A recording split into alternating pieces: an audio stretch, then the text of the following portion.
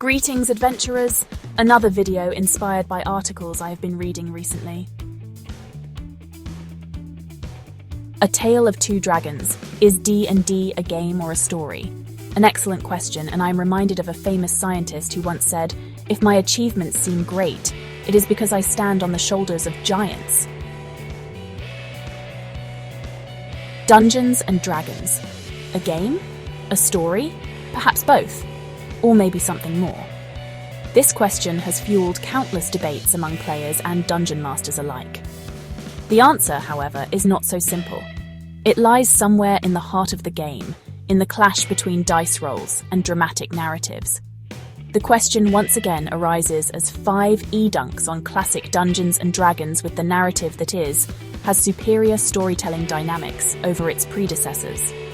To truly understand this duality, we must journey back to the roots of D&D.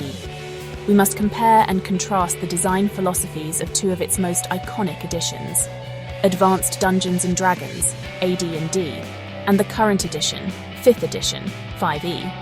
These two editions represent distinct approaches to the game, with AD&D emphasizing a balance between game mechanics and storytelling, and 5e leaning heavily into narrative-driven gameplay. The legacy of AD&D, a balance of simplicity and epic storytelling. AD&D, with its intricate rules and tables, offered a challenging yet rewarding experience. The game mechanics, though complex, provided a solid foundation for emergent storytelling.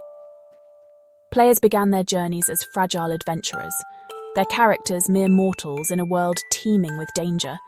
Every encounter, every victory, however small, was a testament to their skill and cunning. This sense of progression, of starting small and gradually ascending to godlike power, was central to the AD&D experience. The hero's journey was not handed to players on a silver platter. It was earned through blood, sweat, and countless dice rolls.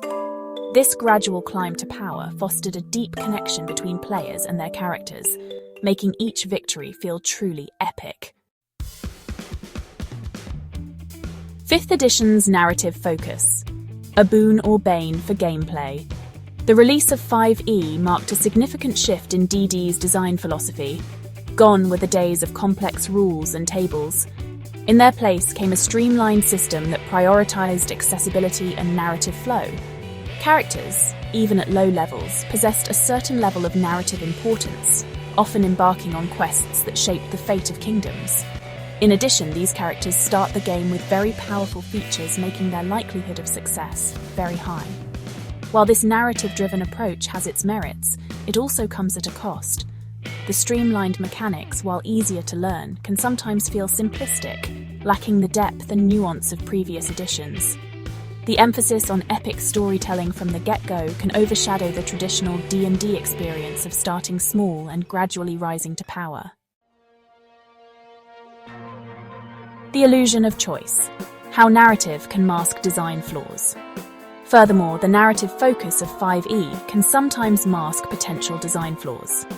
The emphasis on story and character development can, in some cases, overshadow limitations in the game's mechanics.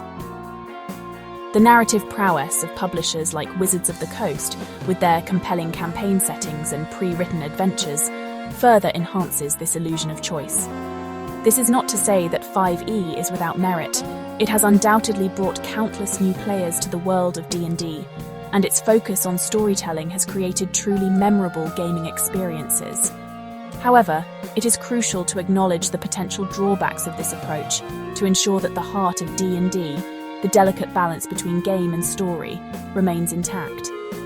If D&D 5e is a great game, it is because it stands on the shoulders of giants.